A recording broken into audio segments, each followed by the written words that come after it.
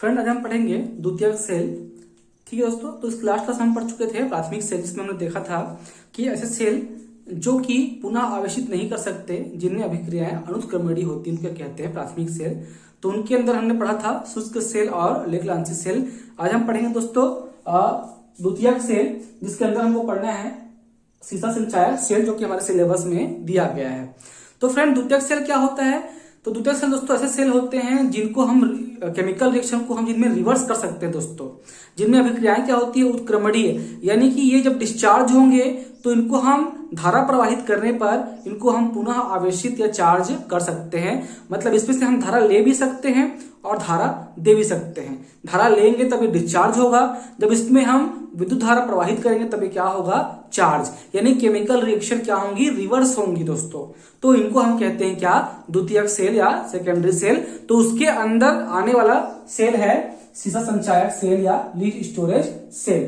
तो दोस्तों देखते हैं इसकी बनावट किस प्रकार से होती है। तो दोस्तों इसके क्या होता है, इस सेल में देखिए सबसे ऊपर में एक कंटेनर होता है। यह कंटेनर कांच का या ठोस रबर का बना होता है दोस्तों, जिसके अंदर में H2SO4 का विलयन भरा होता है, जो कि विद्युत अपघट्य के रूप में कार्य करता है। अर्थात धारा प्रवाहित करने पर ये क्या होगा? अपने आयनों में विभक्त हो जाएगा। क्लियर है फ्रेंड? अब देखिए इसके अंदर में ब्लू कलर की एक छड़, 3 छड़ लाइन से दिखाया गया है। उसी प्रकार रेड कलर की 3 छड़े हैं। तो ये जो ब्लू कलर की तीनों छड़े हैं ये आपस में कनेक्ट हैं और सीरीज में लगी हुई हैं। उसी प्रकार जो रेड कलर की जो छड़े हैं ये भी आपस में कनेक्टेड हैं। ठीक है, इस प्रकार से और इस प्रकार से लगी हुई है। ठीक है दोस्तों, तो देखिए ये छड़े हैं ये अल्टरनेट क्रम में है। पहले ब्लू कलर की छड़ है, फिर रेड, फिर ब्लू, फिर रेड, फिर ब्लू, फिर रेड। दोस्तों ये जो ब्लू कलर की छड़ है, जितनी भी छड़े हैं ये सभी एंटीमनी और लेड की जालीनुमा संरचना से बनी हुई है दोस्तों। और जो ब्लू कलर की जो छड़ है इसमें लेड का चूर्ण पीबी का चूर्ण, जिसको हम स्पंजी लेड भी बोलते हैं, ये भरा हुआ है दोस्तों। इसके अंदर में क्या भरा हुआ है दोस्तों? पीबी का चूर्ण भरा हुआ है। और जो रेड कलर की जो इलेक्ट्रोड्स है इसमें भरा हुआ है PbO2 लेड डाइऑक्साइड। ठीक दोस्तों, तो इसके अंदर क्या भरा हुआ है? PbO2, इसके अंदर भरा हुआ है Pb। और ये सभी अल्टरनेट क्रम में है। एक क्या है? लेड है, फिर एक क्या है? PbO2, फिर लेड, फिर PbO2, फिर लेड, फिर PbO2। तो दोस्तों ये जो एक कॉम्बिनेशन है रेड और ब्लू का, यानी कि लेड और लेड डाइऑक्साइड का, ये एक सेल बनाएगा, फिर ये एक सेल बनाएगा, फिर एक सेल बनाएगा दोस्तों। तो इस प्रकार से ये 2-3 सेल का निर्माण करते हैं और इससे हम 12 वोल्ट तक की बैटरी की विभवांतर भी प्राप्त कर सकते हैं दोस्तों। तो फ्रेंड ये तो हो गया इसका वर्किंग कंस्ट्रक्शन। अब हम देखते हैं इसकी क्रियाविधि किस प्रकार से होगी। तो फ्रेंड इसमें 2 प्रोसेस होंगे, जैसा कि हमने डिस्कस किया। एक क्या होगा? चार्जिंग प्रोसेस और एक डिस्चार्जिंग प्रोसेस।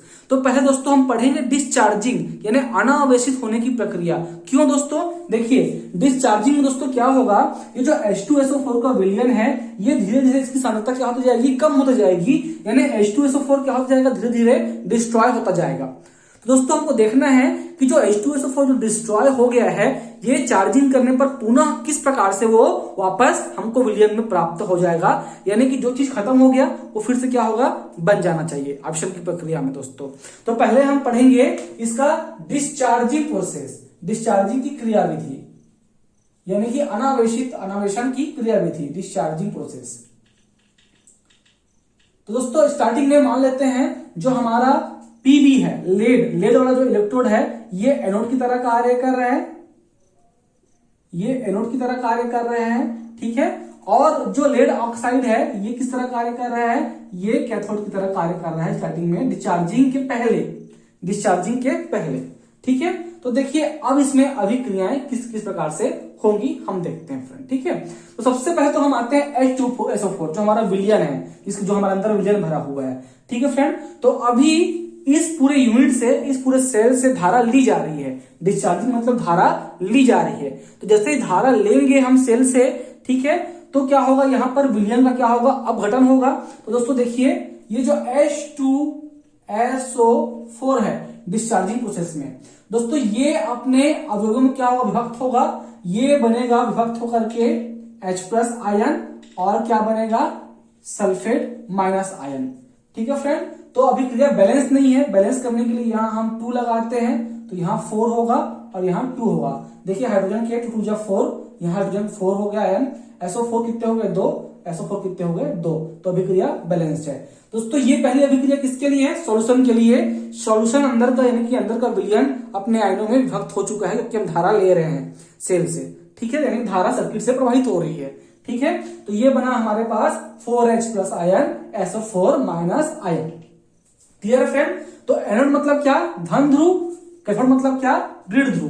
तो देखिए दोस्तों, अभी सॉल्यूशन में हमारे पास क्या क्या है? सॉल्यूशन में हमारे पास SO4 माइनस आयन है और क्या है? H प्लस आयन है, ठीक है। कितने हैं? 4H प्लस आयन है और 2 क्या है? SO4 माइनस आयन सॉल्यूशन में। क्लियर है फ्रेंड? यहां तक SO4 माइनस आयन और 4H प्लस आयन। तो देखिए दोस्तों, ये जो SO4 माइनस आयन है, इसमें से एक SO4 माइनस आयन चलने लगेगा किस ओर? एनोड की ओर। एनोड कौन सा है? धनात्मक है, तो धन की ओर चलने लगेगा कौन सा आयन? माइनस आयन, ठीक है फ्रेंड। अब हम देखते हैं एनोड पर अभिक्रिया। पहले हम देखते हैं एनोड पर अभिक्रिया। एनोड पर अभिक्रिया, ठीक है दोस्तों।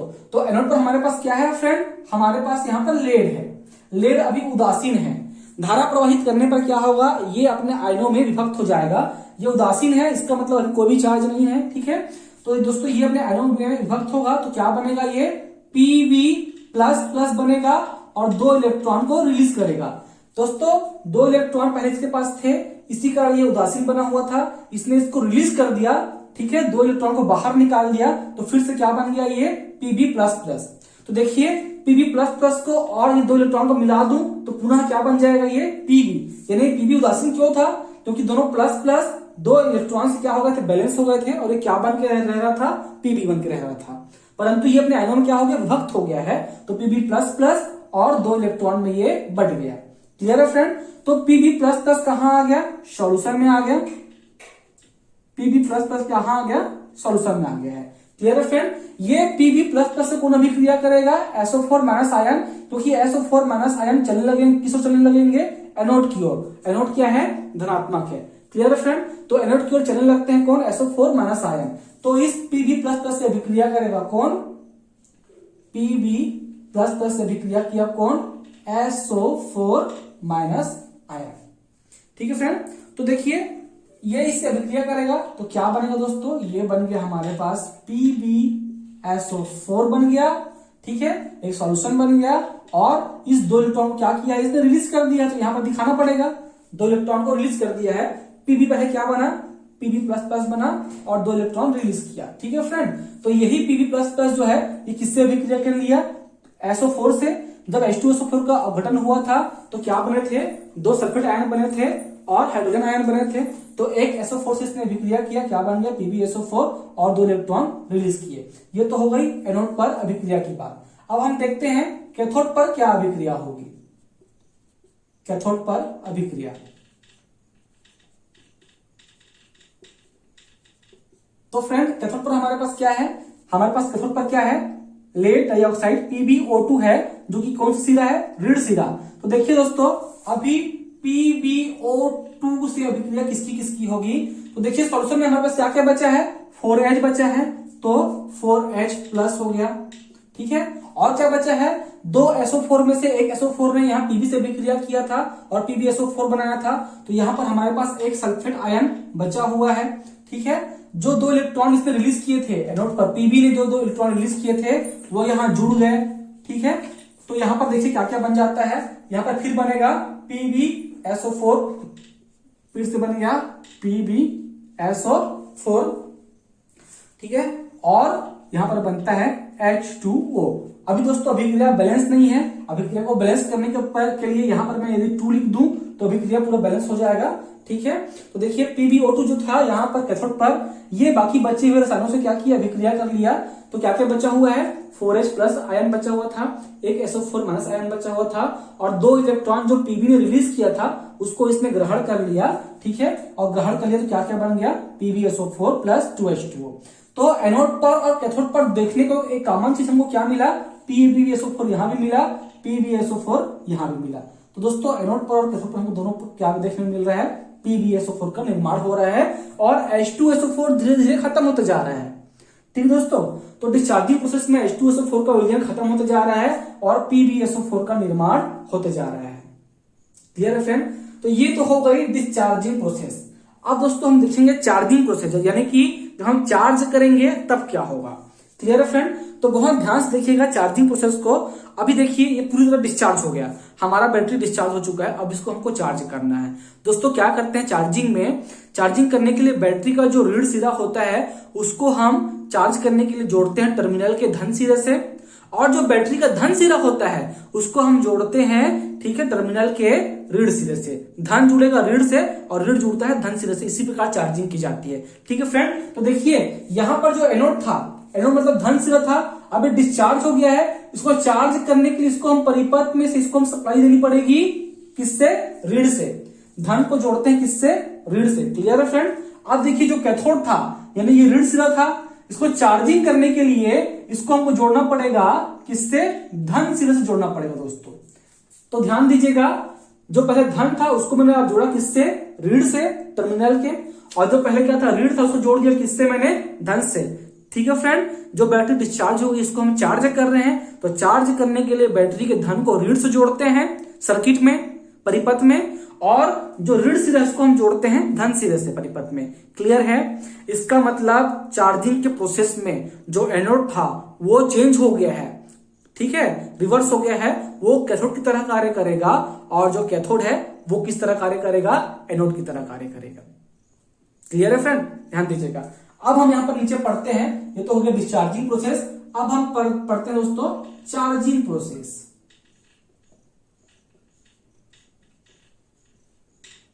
अब हम पढ़ते हैं चार्जिंग यानी आवेशन की क्रिया। ठीक है फ्रेंड? तो देखिए इसमें थोड़ा ध्यान देने वाली बात यह है, अभी जो पहले मेरा एनोड था इसको यानी क्या था, ये प्लस था, इसको मैंने कनेक्ट किया है परिपथ के सर्किट के माइनस से, यानी कि अब ये एनोड की तरह कार्य नहीं करेगा, अब ये कैथोड की तरह कार्य करेगा। इसका प्रोसेस उल्टा हो गया क्योंकि अब हम चार्जिंग कर रहे हैं दोस्तों। ठीक है, लेकिन मैं समझने के लिए यहां पर इसको एनोड को एनोड ही लिख रहा हूं, इसको मैं कैथोड नहीं लिख रहा हूं दोस्तों। ठीक है, एनोड पर अभिक्रिया, चार्जिंग में एनोड पर अभिक्रिया। दोस्तों वास्तव में मुझे इस एनोड को एनोड नहीं लिखना चाहिए, इसमें क्या लिखना चाहिए? इसे मुझे कैथोड लिखना चाहिए, क्योंकि जो पहले एनोड था, पहले जो एनोड था ये एनोड क्या बन गया है? अब कैथोड बन गया, क्योंकि चार्जिंग प्रोसेस में इस प्लस सिरे को मैंने कनेक्ट किया है परिपथ के किससे? ऋण सिरे से कनेक्ट किया है। तो धन कनेक्ट हो गया है ऋण से, यानी अब ये कैथोड बन गया है दोस्तों। ठीक है, तो लिखना चाहिए कैथोड, परंतु पहले से हम शुरुआत से एनोड लेके चल रहे थे इसको, तो एनोड ही में लिख रहा हूं। तो देखते हैं एनोड पर अभिक्रिया। ठीक है, चलिए तो देखिए पहले एनोड पर क्या अभिक्रिया हुई थी, क्या मिला था? PbSO4 हमको मिला था और इलेक्ट्रॉन रिलीज किया था। इस इलेक्ट्रॉन को कौन ले लिया था? PbO2 जो है वो ले लिया था और आगे इस प्रकार उसमें अभिक्रिया हुई थी दोस्तों। ठीक है, तो Pb++ ने इलेक्ट्रॉन को रिलीज किया था और PbSO4 बना था। ठीक है दोस्तों, तो अब अभिक्रिया रिवर्स हो रही दोस्तों। ठीक है, तो क्या मिल चुका था हमको? जब बैटरी डिस्चार्ज हुआ तो एनोड पर हमको मिला था PbSO4। क्लियर है? एनोड पर मिला था PbSO4 और इस इलेक्ट्रॉन को तो उसने रिलीज कर दिया था, जो आगे चला गया था किस ओर? PbO2 की ओर चला गया था। ठीक है दोस्तों, तो PbSO4 मिला था। अब देखिए चार्जिंग कर रहे हैं, तो ये जो एनोड पहले जो प्लस सिरा था ये परिपथ के ऋण सिरे से जुड़ा हुआ है, यानी कि एनोड को क्या मिल रहा है? यहां से इलेक्ट्रॉन मिल रहे हैं। ठीक है, तो इलेक्ट्रॉन मिल रहा है दोस्तों, तो ये PbSO4 क्या करेगा? अब इलेक्ट्रॉन लेगा। पहले ये इलेक्ट्रॉन जो Pb है दिया था और इसमें कन्वर्ट हो गया था, अब ये इलेक्ट्रॉन ले रहा है। देखिए अभिक्रिया रिवर्स हो रही दोस्तों। ठीक है, तो दोस्तों क्या क्या बनेगा इससे हम देखते हैं, इससे क्या क्या बनेगा फिर से। तो दोस्तों इससे बनेगा Pb, ठीक है, प्लस प्लस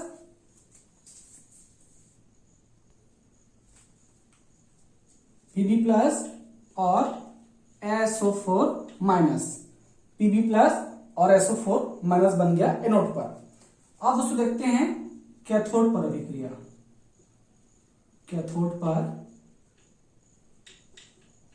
अभिक्रिया, तो फ्रेंड देखिए कैथोड पर क्या क्या मिला था हमको? तो कैथोड पर हमको मिला था PbSO4 और पानी मिला था दोस्तों, ठीक है, PbSO4 और पानी मिला था। तो यहां पर हमको मिला था PbSO4 और पानी मिला था दोस्तों, ठीक है। तो इसमें अभिक्रिया होगी, ये जुड़ा हुआ है परिपथ के धन ध्रुव से जुड़ा हुआ है दोस्तों अब, ठीक है। तो दोस्तों क्या देखिए क्या बनेगा, ये बन जाएगा PbO2 plus 4H plus SO4 minus, और ये 2 इलेक्ट्रॉन दोस्तों देगा किसको, परिपथ के धन ध्रुवों को, ठीक है फ्रेंड। देखिए स्टार्टिंग में इसने 2 इलेक्ट्रॉन लिया था कैथोड पर, तो ये 2 इलेक्ट्रॉन को क्या करेगा, अब वापस दे देगा दोस्तों, ठीक है। अभिक्रिया दोस्तों यहाँ पर रिवर्स हो रही है, देखिए आप यहाँ देख सकते हैं, नोटिस कीजिएगा, अभी ये उल्टा हो गया। देखिए PbSO4 plus 2E, PbSO4 plus 2E क्या बना, Pb plus SO4 minus, Pb plus SO4 minus. यहाँ देखिए Pb plus SO4 plus 2H2O यहाँ पर बना था, अब ये आपस में मिल गए हैं और क्या बना रहे हैं, उसका उल्टा देखिए, PbO2 बनाए, 4H बना, SO4 माइनस बना, और इलेक्ट्रॉन जो इसने पहले लिया था उसको इसने रिलीज कर दिया, किसको, परिपथ के धन ध्रुव को दोस्तों, ठीक है। तो ये सब हमको यहाँ पर देखने को मिलता है। तो देखिए अब यहाँ पर देखिए इन दोनों अभिक्रियाओं में ध्यान दीजिएगा, यहाँ पर एक SO4 है, यहाँ पर एक SO4 है, यहाँ पर 4H है दोस्तों, ठीक है। तो ये सब मिल करके 4H और 2 SO4 मिल करके ये क्या बना लेंगे दोस्तों, फाइनली ये बना लेंगे यहाँ पर 2H2SO4, हाइड्रोजन और सल्फेट आयन मिल जाएंगे एनोड पर और कैथोड पर। यहाँ पर एनोड पर क्या रिलीज हुआ है, SO4 में मिला है हमको, और कैथोड पर क्या मिला है हमको, SO4 और हाइड्रोजन मिला है। तो ये हाइड्रोजन SO4 सब विलयन में वापस आ गए, फिर से वापस आ गए हैं, तो सब मिल करके क्या बन जाएंगे, वापिस पुनः 2H2SO4 का निर्माण कर लेंगे दोस्तों। तो आवेशन की प्रक्रिया में जो खत्म हुआ था, क्या खत्म हुआ था, H2SO4 का विलयन खत्म हुआ था, वो आवेशन की प्रक्रिया में फिर से क्या हो गया, बन गया। डिस्चार्जिंग में पहले खत्म हुआ, ठीक है, H2SO4 अवघटित हो गया था H पर प्लस और SO4 माइनस में अवघटित हो गया था, ठीक है, और PbSO4 बन गया था। जब वापस चार्जिंग किए हम, तो चार्जिंग किए तो PbSO4 गायब हो गया, अब फिर हमको क्या मिल गया, H2SO4 मिल गया। फिर डिस्चार्ज करेंगे तो फिर से यही प्रोसेस होगा दोस्तों, फिर हम चार्जिंग करेंगे तो फिर क्या मिलेगा, H2SO4, और ये क्रिया कंटिन्यूअस चलते रहेगी। परंतु दोस्तों कुछ जो विलयन है ये एटमॉस्फेयर में मुक्त भी हो जाता है, हीट जनरेट होता है, ठीक है। तो ताप या उष्मा जनरेट होने के कारण से क्या होती है, विलयन उड़ करके वातावरण में मुक्त हो जाती है। तो हमको उसके लिए क्या करना पड़ेगा, थोड़ा थोड़ा सॉल्यूशन इसमें मिलाते रहना पड़ता है दोस्तों, ताकि सॉल्यूशन की सांद्रता उतनी ही बनी रहे। फ्रेंड ये जो सॉल्यूशन की जो सांद्रता है अंदर में H2SO4, ये 38% के आसपास होनी चाहिए, ठीक है, बाकी सब पानी होता है, ठीक है। तो 38% H2SO4 की सांद्रता कंसंट्रेशन होना चाहिए। तो फ्रेंड ये तो हो गया अभिक्रिया चार्जिंग, डिस्चार्जिंग का और चार्जिंग का। तो फ्रेंड देखिए इलेक्ट्रॉन लूज करना को बोलते हैं ऑक्सीडेशन, इलेक्ट्रॉन गेन करना को बोलते हैं रिडक्शन।